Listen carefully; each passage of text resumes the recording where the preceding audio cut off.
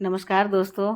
ये देखिए दोस्तों, मेरे गार्डन में कितने अच्छे से हिबिस्कस के फूल खिल रहे हैं और लगातार ये खिलते रहे हैं। ऐसे तो कहा जाता है कि दिसंबर जनवरी मंथ जो होता है वो इनके डोरमेंसी का पीरियड होता है, लेकिन मेरे गार्डन में कभी भी इनके फूल की कमी नहीं हुई है।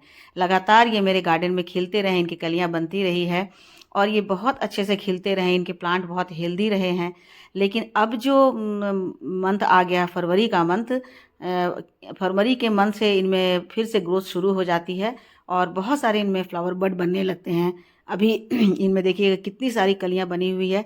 इस प्लांट में मेरे फूल नहीं खिल रहे थे, देसी हिबिस्कस में खिल रहे थे, और ये जो येलो वाला है इसमें भी लगातार खिलते रहे हैं। मेरे ऑरेंज वाले हिबिस्कस में भी लगातार खिलते रहे हैं। बस एक या दो ही प्लांट मेरे डोरमेंट हुए थे, जिसमें कि अब फिर से कलियां बनने लगी हैं।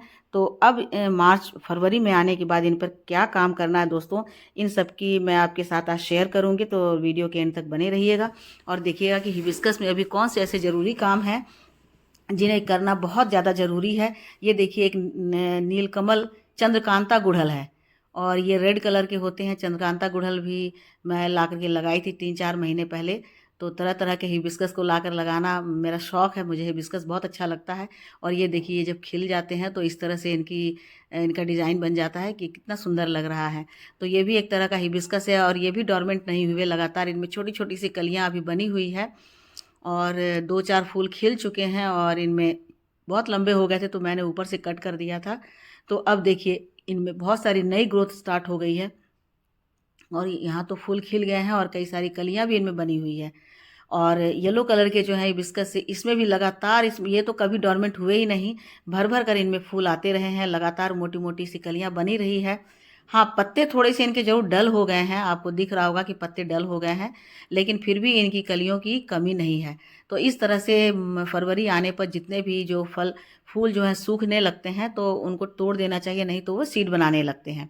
देखिए, इसमें भी नई सारी ग्रोथ शुरू हो गई है और कितने सारे मेरे जो प्लांट हैं वो कितने हेल्दी लग रहे हैं। यहाँ भी देखिए, आपको फिर से दिख रहा होगा कि कली बन रही है और रेड रेड से भीतर से दिख रहे हैं कि वो खिलने वाले हैं। तो ये सारे बहुत ही सुंदर लग रहे हैं। तो अब जा कर के फरवरी मंथ में हमें सारे हिबिस्कस के प्लांट पर हमें कुछ ज़रूरी काम करने हैं। एक ज़रूरी काम कर लेते हैं तो पूरा जो गर्मी है उसमें भर भर कर फूल आएंगे, प्लांट हमारे बहुत सारे हेल्दी, बहुत हेल्दी हो जाएंगे।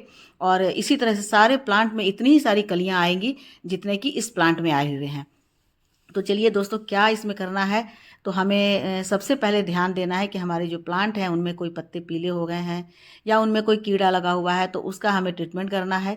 क्योंकि जैसे ही फरवरी का महीना आता है, यानी कि जाड़ा सर्दी ख़त्म होने लगती है और गर्मी आने लगती है, तो बहुत सारे इंसेक्ट जो हैं वो एक्टिव हो जाते हैं और इनमें कीड़े लगने लगते हैं।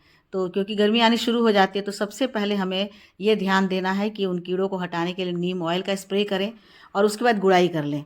गुड़ाई करना तो बहुत ही ज़्यादा ज़रूरी है, क्योंकि गुड़ाई करने से सारे पौधों को ऑक्सीजन मिलता है और ऑक्सीजन मिलने के कारण उनकी मिट्टी ढीली हो जाती है। ऑक्सीजन मिलने के कारण उनमें जो है वो नई नई ग्रोथ स्टार्ट हो जाती है। तो ये हमें ध्यान देना है कि गुड़ाई कर लें और गुड़ाई करते समय जितने भी खरपतवार निकले हुए हैं, एक्स्ट्रा जो कोई पत्ते निकले हुए हैं, नई नई घास निकली हुई है, उन सबको हमें साफ़ कर देना है।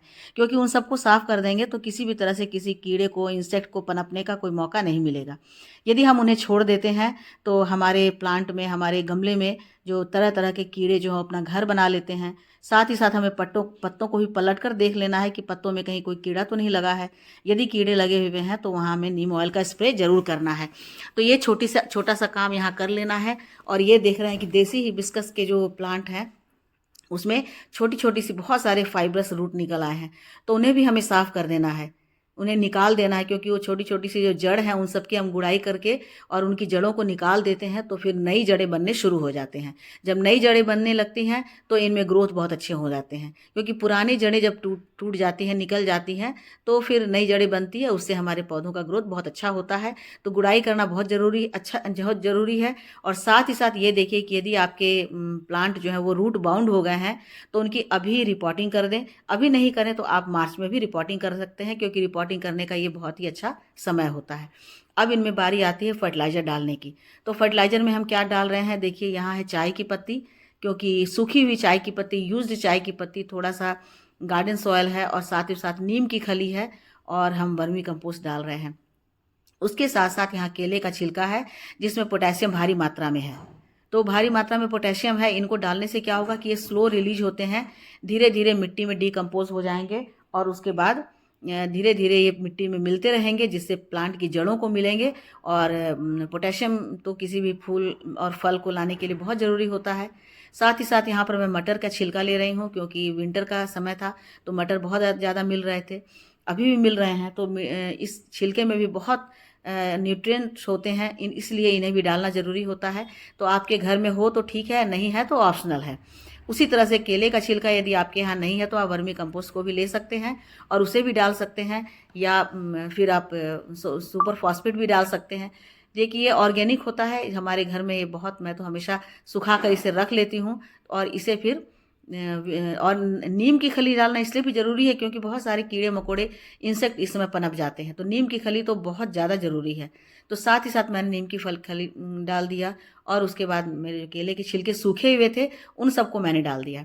आप चाहें तो इन्हें पानी में भिगो करके इनका लिक्विड फर्टिलाइज़र बनाकर भी डाल सकते हैं। तो मैं इसलिए लिक्विड फर्टिलाइज़र नहीं डाल रही हूँ क्योंकि इसके पहले विंटर के समय में मैं लगातार इनमें लिक्विड फर्टिलाइज़र डालती रही थी, और अभी लिक्विड फर्टिलाइज़र नहीं डाल रही हूँ क्योंकि तुरंत इंस्टेंट इन्हें फूड की ज़रूरत नहीं है। लगातार लिक्विड फर्टिलाइज़र यूज़ करने के बाद अभी इन्हें थोड़ा सा स्लो रिलीज फर्टिलाइज़र चाहिए, क्योंकि मार्च में जाकर के, मार्च और अप्रैल तक इनमें बहुत अच्छे से इनकी मिट्टी बन जाएगी। तो इसलिए इन्हें मैं रॉ में ही डाल रही हूँ। जितने भी मेरे केले के छिलके हैं, ऑरेंज के छिलके हैं, अनियन पील हैं, इन सबको मिला करके और मैं इसमें डाल दे रही हूँ, ताकि धीरे धीरे, और साथ ही साथ मटर छिम्मी का छिलका, तो इन सबको मैं डाल दे रही हूँ मिट्टी में, ताकि धीरे धीरे ये डिकम्पोज हो जाएंगे और बहुत आसानी से, बहुत आराम से ये प्लांट को मिलेगा। अब जो तीसरा सबसे ज़रूरी काम है वो है इनकी प्रूनिंग, क्योंकि इस समय यदि आप प्रूनिंग कर देते हैं तो मार्च आते आते इनमें बहुत सारे नए ब्रांचेस आ जाएंगे, और जब ज़्यादा ब्रांच आएंगे तो बहुत सारी इसमें कलियाँ भी आ जाएंगी। तो प्रूनिंग करने की ज़रूरत ज़्यादातर देसी हिबिस्कस में आती है, क्योंकि वो बहुत तेज़ी से बढ़ते हैं। जो हाइब्रिड होते हैं उनकी हाइट बहुत ज़्यादा नहीं होती है, उनकी हाइट कम ही होती है, लेकिन जो देसी वाले हैं बहुत लंबे लंबे हो जाते हैं। तो लंबे लंबे हो जाने के कारण उनमें ब्रांच कम होते हैं, तो कलियाँ भी कम आएंगी, इसलिए इन्हें प्रून करना बहुत ज़्यादा ज़रूरी होता है। तो यहाँ पर मेरे दो देसी हिबिस्कस है, एक येलो है और एक रेड है। उनमें कलियाँ तो आई हुई है, लेकिन हमें कलियों को सेक्रीफाइस करना होगा, क्योंकि हम चाहते हैं कि हमारा प्लांट बहुत ही बुशी बन जाए और नीचे नीचे ही बढ़े और घना हो जाए। तो घना बनाने के लिए इन्हें प्रून करना बहुत ज़्यादा ज़रूरी है। यदि वो लंबे हो जाएंगे तो एक दो टहनी रहेगी और एक दो टहनी में बहुत ज़्यादा फूल नहीं खिलेंगे। यदि हम उनकी कटिंग कर देते हैं तो बहुत सारे उनके ब्रांच निकल आएंगे, जितनी ज़्यादा ब्रांच होगी उतनी ज़्यादा उनमें फ्लावर आएंगे।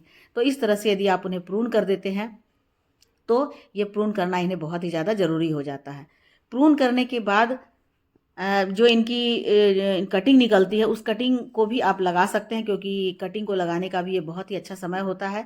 तो जितने भी प्रून करने के बाद इनके हार्डवुड वाली जो कटिंग निकलती है, उस कटिंग को लेकर के आप कहीं ना कहीं इन्हें लगा दें, तो बहुत आसानी से ये फरवरी के महीने में या मार्च के महीने में ये कटिंग भी लग जाती है। तो ये भी बर्बाद नहीं होगा। तो इस तरह से आपके ये कटिंग भी लग जाएंगे। अब बारी आती है कि अब इन्हें और कौन सा एक एक्स्ट्रा फर्टिलाइज़र दिया जाए, जो कि इनकी मिट्टी के लिए बहुत ज़्यादा ज़रूरी है। तो यहाँ मैंने लिया है 2 चम्मच चाय की पत्ती, बिल्कुल फ्रेश चाय की पत्ती, और साथ ही साथ इसे मैं 1 मग पानी में, यानी 1 लीटर पानी में डाल दूँगी और डाल करके 4-5 घंटे छोड़ दूँगी। और साथ ही साथ उसमें मैंने लिया है ये कॉफ़ी, क्योंकि चाय की पत्ती और कॉफ़ी में नाइट्रोजन की मात्रा भरपूर होती है। बहुत ज़्यादा नाइट्रोजन की मात्रा होने के कारण जब इन्हें हम मिट्टी में डालते हैं तो हिबिस्कस के जो पत्ते हैं वो बहुत ग्रीन होते हैं, और जब पत्ते बहुत ग्रीन और हेल्दी होंगे तो वो अच्छे से फूड बना पाएंगे। तो इसलिए इन्हें 1 लीटर पानी में 1 चम्मच कॉफ़ी और 2 चम्मच चाय की पत्ती को मिलाकर 3-4 घंटे सोख करके मैंने रख दिया है। और रखने के बाद अब इसे मुझे मिट्टी में डालना है। इसके साथ साथ आप वर्मी कंपोस्ट भी इसमें मिला करके एक साथ भी डाल सकते हैं, क्योंकि वर्मी कंपोस्ट मेरा डला हुआ है। चाय की पत्ती, सूखी हुई चाय की पत्ती भी मैंने डाल दिया है, इसीलिए मैं यहाँ पर फ्रेश चाय की पत्ती सिर्फ ले रही हूँ और कॉफ़ी ले रही हूँ। तो चाहे आप दोनों में से कुछ भी डाल सकते हैं। इसे छान लें और छान करके फिर उसके बाद 3 लीटर पानी में इसे घोल देना है, यानी कि डाइल्यूट कर देना है, और थोड़ा थोड़ा ही डालना है, क्योंकि ऑलरेडी इसमें बहुत सारे फर्टिलाइज़र डले हुए हैं जो कि धीरे धीरे इनमें डिकम्पोज होंगे।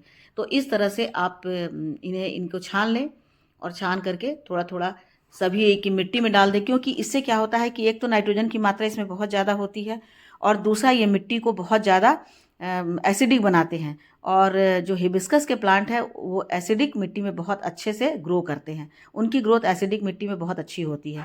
यदि एसिडिक मिट्टी होती है तो इनमें बहुत अच्छी फ्लावरिंग होती है, बहुत अच्छी ग्रोथ होती है। तो इसीलिए इन्हें एसिडिक बनाने के लिए और इनमें नाइट्रोजन की मात्रा डालने के लिए चाय की पत्ती और कॉफ़ी बहुत ज़्यादा ज़रूरी है। तो ये एक बहुत ज़रूरी है दोस्तों। ऐसा करके और ये यूज चाय की पत्ती को दोबारा आप फिर से यूज़ कर सकते हैं। इन्हें पानी में सोख करके रख दें, 15 दिन के बाद फिर इसी को आप यूज़ करें। तो इस तरह से आपके प्लांट बहुत अच्छे हो जाएंगे।